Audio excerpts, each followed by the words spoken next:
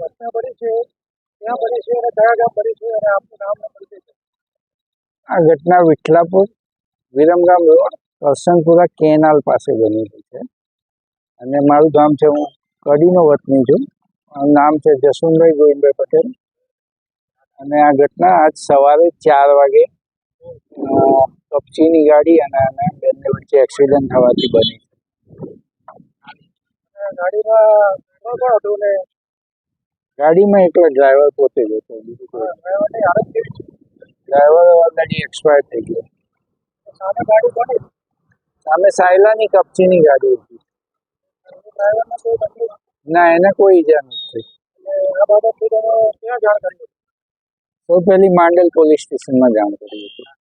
Police ટાઈમે આવી ગઈ હતી? હા, ટાઈમે આવી. પોલીસનો સાથ સહકાર કેવો મળ્યો? સારો મળ્યો હતો. અને બીજું કંઈ અમે તો નોર્મલ ડ્રાઈવર એક્સપાયર થઈ ગયો છે અને ગાડી સામે જ છે, જે નુકસાન છે. ડ્રાઈવરનું નામ શું હતું? મનુભા દરબાર. ક્યાંના હતા? અહીંયા રામપુરા જોડે કોઈન્ટિયા ગામના હતા.